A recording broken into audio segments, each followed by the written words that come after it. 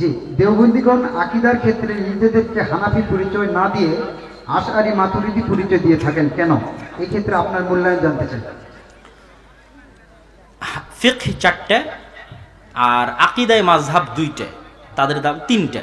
ফিকহ চারটে হচ্ছে হানাফি, শাফি, হাম্বলি, মালিকি, আর আকীদায় মাযহাব তিনটা হচ্ছে আশআরী, মাতুরিদি এবং সালাফি। তো তারা নিজেদেরকে ফিকহান হানাফি তথা মাসলা মাসাইলের ক্ষেত্রে হানাফি মাযহাবের অনুসারী, হানাফি মাযহাবের উসুল এবং কাওয়াইদের উপর চলবে, এটা হচ্ছে ফিকহে তাদের অবস্থান। আর আকীদায় তাদের অবস্থান হচ্ছে তারা মাতুরিদি, আবুল মানসুর আল মাতুরিদির কথা মেনে চলবে বা তার ফতোয়া মেনে চলবে। আর বেশিরভাগ শাফি মাযহাবের অনুসারীরা আবুল হাসান আল আশআরীর অনুসারী। তো এটা আকীদার উপর বিস্তারিত আলোচনা এত সংক্ষেপে এখানে শেষ করা সম্ভব নয়, তবে এতটুকু টাচ দিয়ে যেতে চাই যে সমস্ত দার্শনিকরা মুতাজিলা, বিশেষ করে আপনাদের এখানে আমি এর আগে একবার খারিজির উপর বক্তব্য দিয়েছিলাম, আজ থেকে 1-2 বছর আগে। তো মুতাজিলা যারা, তাদের যে আকীদার সমস্যা, এটা হচ্ছে তারা দার্শনিক প্রভাবিত। দার্শনিক কারা? অ্যারিস্টটল, প্লেটো, সক্রেটিস, এরা হচ্ছে দার্শনিক। এবং মাদ্রাসাগুলোতে যে ফালসাফা পড়ানো হয়, এদেরই ফালসাফা পড়ানো হয়, উচ্চারণ ভিন্ন। প্লেটোকে বলা হয়েছে আফলাতুন, সক্রেটিসকে বলা হয়েছে সাকরাত, ঠিক আছে? জাস্ট উচ্চারণ ভিন্ন, নাম একই।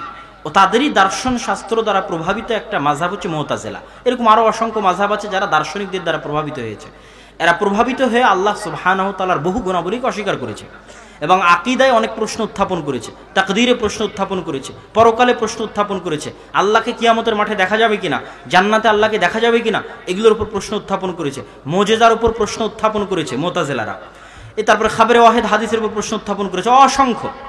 এই মুতাজিলাদের বিরুদ্ধে যুক্তি দিয়ে যুক্তি খণ্ডন করার মাযহাব হচ্ছে মাতুরিদের আশআরী।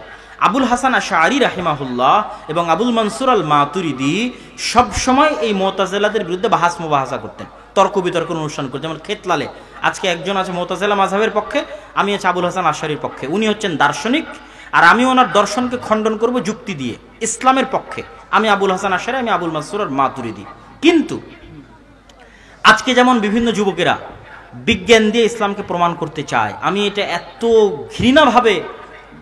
ঘৃণা ভরে দেখি যে ইসলামের প্রমাণের জন্য বিজ্ঞানের সহযোগিতা নেওয়া, ইসলামের ব্যাখ্যার জন্য বিজ্ঞানের সহযোগিতা নিতে পারি, কিন্তু ইসলামের সত্যতা যাচাই বাছাইয়ের জন্য বিজ্ঞানের সহযোগিতা নেওয়া কোনো মুমিনের উচিত নয়। তখন কি হবে? আপনি যে বিজ্ঞান দিয়ে আজকে ইসলামকে ডিফেন্ড করার চেষ্টা করতেছেন, ওই বিজ্ঞানের মধ্যে এমন ত্রুটি আবিষ্কার হবে যেটা ইসলাম মানে না। বিজ্ঞান একটা থিওরি দিয়ে দিল, ইসলাম সেটা মানে না। আপনি কি করবেন? যেহেতু আপনি বিজ্ঞানের দাবিদার, তা আপনাকে ওটাও মানতে হবে। তখন আপনি ওটা মানতে গিয়ে ইসলামের মধ্যে তাবিল করবেন, বলবেন আরে না, ইসলামের এটা দ্বারা এটা উদ্দেশ্য, ইসলামের এটা দ্বারা এটা উদ্দেশ্য, এটা দ্বারা এটা উদ্দেশ্য। কেন? আপনার কাছে বিজ্ঞান আগে, ইসলাম পরে। তো আবুল হাসান আশআরী এবং আবুল মানসুর মাতুরিদি যখন মুতাজিলাদের সাথে তর্ক বিতর্ক করতে গেল ইসলামের পক্ষ হয়ে, তখন তাদের কাছে যুক্তি আগে, ইসলাম পরে, যেহেতু তাদেরকে খণ্ডন করবে যুক্তি দিয়ে। তো যুক্তি দিয়ে খণ্ডন করতে গিয়ে এরকম অসংখ্য আল্লাহর সিফাত আসলো যেগুলো যুক্তি দিয়ে প্রমাণ করা সম্ভব হলো না। আল্লাহর হাত কি যুক্তি দিয়ে প্রমাণ করবে? আল্লাহ সুবহানাহু ওয়া তাআলার নিচের আসমানে নেমে আসা কোন যুক্তি দিয়ে প্রমাণ করবে? এগুলো বিস্তারিত আলোচনা, আমি বলতে গেলে আপনারা বুঝতেও পারবেন না। আকায়েদ নাসাফি, আকায়েদ তাহাবিয়া, বিশাল বিস্তর আলোচনা করা যাবে এগুলোর উপর, বুঝতে পারবেন না। কিন্তু এই যে যখন তারা ব্যাখ্যা করতে পারলো না যুক্তি দিয়ে, তখন যেহেতু যুক্তি আমার কাছে আগে, যেমন আজকের যুগে বিজ্ঞান আমার কাছে আগে, অতএব বিজ্ঞান ঠিকঠাক, ইসলামের ওই হুকুম আহকামের মধ্যে তাবিল করো। তখন তারা বললো আল্লাহর হাত দ্বারা কুদরত উদ্দেশ্য, আল্লাহর নিচের আসমানে নেমে আসা দ্বারা আল্লাহর রহমত নেমে আসা উদ্দেশ্য। এই ছোট ছোট কিছু বিভ্রান্তিগুলো তাদের মধ্যে সংঘটিত হলো, তাবিলের বিভ্রান্তি। এরা হচ্ছে সম্পূর্ণরূপে, মুতাজিলারা হচ্ছে সম্পূর্ণরূপে মুনকির, তারা স্বীকারই করে না। আর আবুল মানসুর আল মাতুরিদি এবং আবুল হাসান আল আশআরী এরা হচ্ছে তাবিল করে। আর সালাফি বিদুনে তাবিল, বিদুনে তাহরিফ, বিদুনে তাশবিহ, আল্লাহর নাম এবং আল্লাহর গুণাবলী কোনো পরিবর্তন ছাড়া, কোনো পরিবর্ধন ছাড়া, কোনো ব্যাখ্যা ছাড়া, কোনো কিছুর সাথে সাদৃশ্য স্থাপন ছাড়া হুবহু যেভাবে আল্লাহ এবং আল্লাহ রসুল বলেছে ওইভাবে মনে এবং প্রাণে বিশ্বাস করা, যেভাবে সাহাবীরা বিশ্বাস করেছে, যেভাবে তাবিরা বিশ্বাস করেছে, এটা হচ্ছে সালাফি আকীদা।